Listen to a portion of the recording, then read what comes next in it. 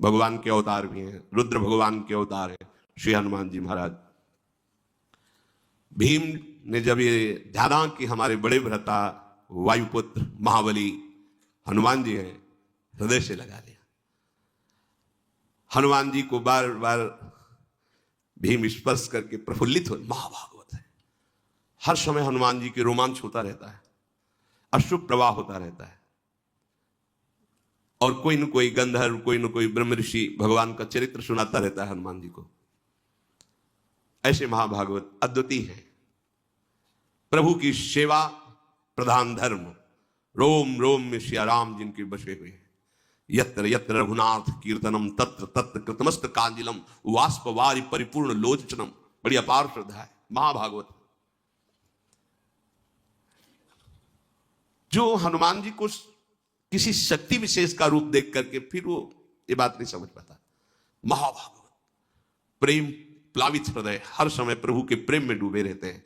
इसलिए कदली वन में एकांत, कभी भगवान के चरित्र को सुन रहे हैं, कभी भगवान के नाम कीर्तन में, कभी रूप में, कभी उनके लीला गुणों में डूब करके अशुभ प्रवाह करते रहते हैं। भीम जी बार बार स्पर्श कर रहे तो बहुत सुख मिल रहा है। महाभागवत के स्पर्श से परम सुख मिलता है।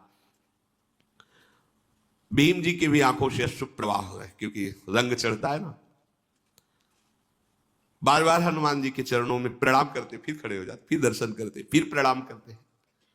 आहा, आज मेरे समान कोई बड़भागी नहीं, भीम जी कह रहे, क्योंकि आज मुझे महाभागवत ज्येष्ठ भ्राता महाबली हनुमान जी का दर्शन हुआ। आपने मुझ पर बड़ी कृपा की, अपना जानकर के आपने दर्शन दिया। अब एक प्रिय कार्य आपसे कराना चाहता हूं। मेरे हृदय में जब मैं आपकी चर्चा सुनता तो ये लगता कि मैं अपने भ्राता का वो रूप कब देखूंगा जो लंका में प्रकाशित किया। जिस रूप में जानकी जी के सामने, जानकी जी से कह रहे थे कि आप चिंता न करो, वाल्मीकि रामायण में, ये आपका दुख देख करके कहीं मेरा क्रोध ना उमड़ पड़े। मां, विनाश कर दूंगा इस लंका का यदि क्रोध आ गया, और मैं डर रहा हूं कि कहीं भगवान की आज्ञा का उल्लंघन ना हो जाए। तो जानकी जी ने कहा, यही रखवाले इतने बड़े बड़े हैं कि बेटा आप उनसे पार नहीं पा सकते हो। उन्होंने कहा, मां यदि अपने हृदय में सुख धारण करो तो ये पुत्र आपको। जानकी जी ने कहा, वह अति लघु रूप धरेऊ हनुमाना, पैठा नगर सुमीर भगवाना। एक डाल पे छोटे रूप में जैसे वानर रूप, ऐसे तो जानकी जी सो इतने विकराल भयानक दे, कनक भूधराकार शरीरा समर भयंकर, टांगों के नीचे लंका, वो भयानक रूप। और जब दहाड़ कर दे तो फट जाए आकाश, ऐसा अपार। कि जिनका छोटा करो ले सब देख लेंगे, वो भयंकर रूप। मैं एक और प्रिय कार्य कराना चाहता हूं। मेरे हृदय में बहुत समय से है कि मैं अगर कभी अपने भ्राता से मिला तो मैं वो रूप देखना चाहता हूं। मकराले समुद्र को लांग करके लंका में प्रवेश करना, लंका को भस्म करना, मैं वो आपका विकराल रूप देखना चाहता हूं। मुझे बहुत सुख होगा। वैसे हमारी आप पर बड़ी श्रद्धा भी, और आप मेरे बड़े भ्राता भी हैं, तो दोनों से मैं अधिकारी होता हूं। जब श्रद्धा प्रबल हो तो गूढ़ तत्व महापुरुष जन नहीं दुरा सकते। तो मेरी श्रद्धा भी आप पर प्रबल है और मैं आपका भ्राता भी हूं। हनुमान जी हंस पड़े, कहा, भैया नहीं नहीं नहीं नहीं, उस रूप को तुम्हारी देखने की सामर्थ्य नहीं है। कोई भी त्रिभुवन में उस रूप को देखकर धैर्य धारण नहीं कर सकता। और फिर वो समय कुछ और था, अब समय कुछ और है, छोड़ो वो बात। देखो, युग धर्म का प्रभाव होता है। हनुमान जी महाराज ने कहा, वो त्रेता था, उस समय का प्रभाव कुछ अलग था।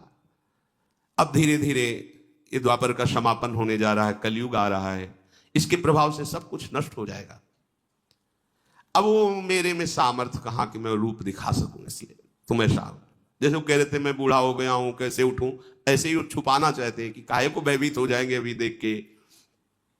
पर्वत नदी वृक्ष सिद्ध देवता महर्षि, ये सभी युग धर्म का अनुसरण करते हैं।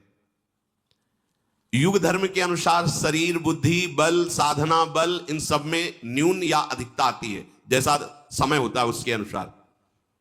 तुम मेरे उस रूप के देखने का आग्रह मत करो, क्योंकि मैं भी समय का ही अनुसरण करता हूं। अब वो समय नहीं रहा रूप दिखाने वाला। भीमसेन ने कहा, प्रभु आप ऐसा समय को क्यों इतना बलवान बता रहे हैं, आप तो सर्व सामर्थ्यशाली हैं। हनुमान जी ने कहा था, पहले सतयुग था, उस सतयुग में, उस समय में सबके अंदर धर्म था, इसीलिए उसका नाम कृतयुग पड़ा। सब धर्म युक्त आचरण करते थे, कोई एक भी नहीं था जिससे पापाचरण हो। मनुष्यों में सब धर्मात्मा थे और सब ध्यान परायण थे। सतयुग में प्रधान साधना ध्यान की थी। तदाकार वृत्ति प्रभु में कृतम एवं सर्व शुभम यस्मिन युगे कृतयुगे, जिसमें केवल शुभ ही शुभ धर्म में कर्म हो, उसका नाम कृतयुग मतलब सतयुग। कहीं भी किसी व्यक्ति में धर्म का ह्रास नहीं देखा जाता था। माता पिता के रहते हुए संतान कभी नहीं मरती थी, लेकिन समय का परिवर्तन सबका परिवर्तन कर देता है। धर्म का ह्रास होने लगता है, माता पिता के सामने बालक मरने लगते हैं। कृतयुग में कोई द्वेष नहीं करता था, भेदभाव नहीं था, किसी भी अन्न का दूध का क्रय विक्रय नहीं होता था, बेचना खरीदना ये सब। ये तो हम अपने बाल्यावस्था में भी ऐसे कुल में पैदा होकर दूध बेचता है, अपराध सा साबित होता था। गाय का जिसे दूध आदि, ये तो व्यवहार में बटता था। 8-10 जैसे गाय है तो आसपास के 2-4 लोग दूध ले जाना, मठा ले जाना, ये ऐसे व्यवहार में, बेचने का नाम नहीं। दूध घी बेचना मतलब एक तरह से न्यून माना जाता था, ये ठीक नहीं है, वो अपने धर्म से नहीं चलता, दूध बेचता है, ऐसा माना जाता था। इस युग में जो कृतयुग है, इसमें कभी किसी को रोग नहीं होता था, इंद्रियों का बल क्षीण नहीं होता था, क्योंकि कोई अधर्म नहीं करता था, कोई दोषों को स्वीकार ही नहीं करता था, किसी में दोष दिखाई नहीं देते थे, कभी किसी को दुख से रोते हुए नहीं देखा गया। सब धर्मपरायण, किसी में घमंड नहीं देखा गया, किसी में धर्म विरुद्ध विकार नहीं देखा गया, कहीं कोई कलह विग्रह झगड़ा ये सब नहीं देखा गया। सब योग का आश्रय लेकर परब्रह्म परमात्मा भगवान श्री हरि के ध्यान में निमग्न रहना, सदा सबकी वृत्ति प्रभु में लगी रहती थी, सब प्रभु की सेवा में, सब सनातन धर्म के अनुयायी। अब जब त्रेता लगा तो उसमें एक चरण का धर्म का नाश हो गया। भगवान की उपासना भी त्रेतायाम यजते मखई, प्रधान यज्ञ क्रिया हो गई। पहले में ध्यान, दूसरे में यज्ञ क्रिया हो गई। यज्ञ करना, धर्म करना, सत्कर्म करना, संकल्प करना, वेदोक्त दूसरों को दान करना, ये ऊपर नहीं, ऊपर सब एक ही धर्म में भगवत चिंतन परायण, सब स्वस्थ, कहीं किसी में कोई अधर्म नहीं। लेकिन त्रेता में ऐसा, त्रेता युग में दान, तपस्या, यज्ञ और धर्मयुक्त आचरण पर क्रियापरायण। जब द्वापर लगा तो 2 धर्म के चरण क्षीण हो गए, इसमें पूजा प्रधान हुए। ऋक, यजु, साम, अथर्व वेद को 4 भागों में बांटा गया।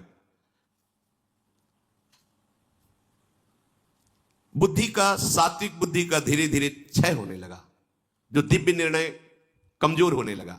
सत्य से भ्रष्ट होने के कारण द्वापर में ही अनेक रोगों का प्रादुर्भाव हो गया। मन में विशुद्ध कामनाएं पैदा, जहां भागवतिक होती थी, ये आराधना, वहां भोग कामनाएं पैदा होने लगी।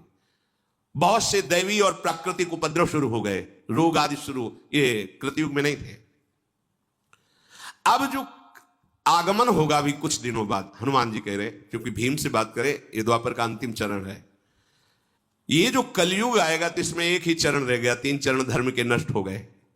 इसमें प्रायः लोग तमोगुणी और रजोगुणी ही रहेंगे, भोग वासना की प्रधानता रहेगी, उपासना की नहीं।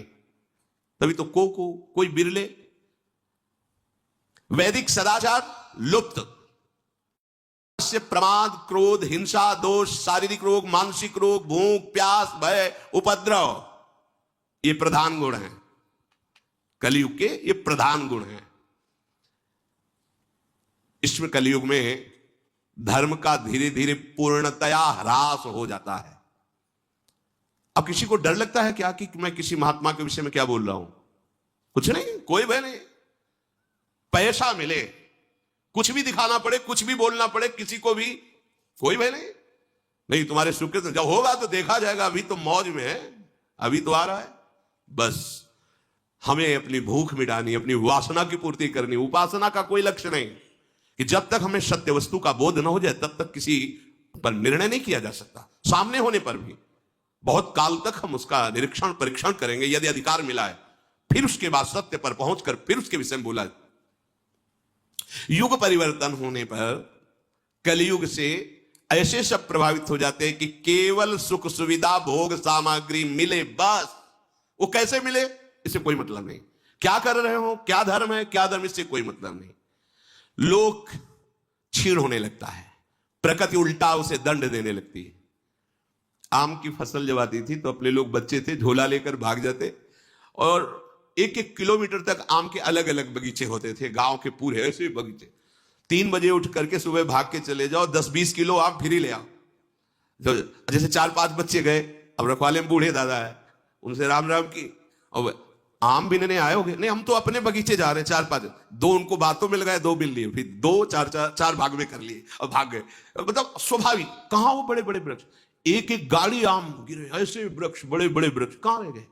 जितने रसाल हैं, जितने रस वाले जो वृक्ष हैं, जो पूज्य वृक्ष हैं, वो अंतर्ध्यान हो, प्रकृति परिवर्तित होती चली जा रही। जब वर्षा होनी चाहिए तो बूंद नहीं, धूल उड़ रही है, और जब फसल पक के तैयार है तब वर्षा हो रही है, सब नष्ट हो रही है प्रकृति। क्यों? क्योंकि धर्म का ह्रास, युग का प्रभाव मनुष्य को कमजोर कर देता है।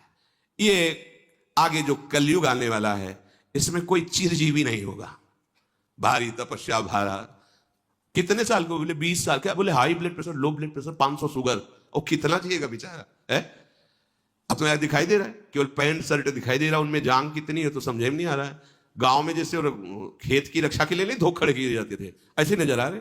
हाँ, मतलब वो चलते हैं तो बस वो कपड़ा ही हिलता नजर आता है टांगों का, वहां कोई कि भाई यौवन शक्ति से संपन्न तेजो में, ऐसा तो नजर नहीं आता है। क्यों? क्योंकि पिज्जा बर्गर खा करके और नाना प्रकार की कुविचारधाराओं वाले दृश्य देख करके वो अपने आप को खो रहे हैं। उनके अंदर संयम, जितेंद्रियता, पवित्रता, उसका परिणाम यह है कि नए नए बच्चे आकर प्रश्न करते हैं, मैं आत्महत्या करना चाहता हूं, इतना कमजोर हो चुका हूं, इतना ग्लानि से युक्त हो चुका हूं। शास्त्र के द्वारा जब आप संयम से चलेंगे तो आपको दिखाई देगा कि आपका ये शरीर भी स्वस्थ है, आपकी मानसिकता भी स्वस्थ है, आपके विचार आपको प्रसन्न रखेंगे। जब अधर्म होगा तो सबसे बड़ा दंड जानते हो क्या मिलता है? विचार न्यून कर करके उसे नकारात्मक सोच में डाल दिया जाता है।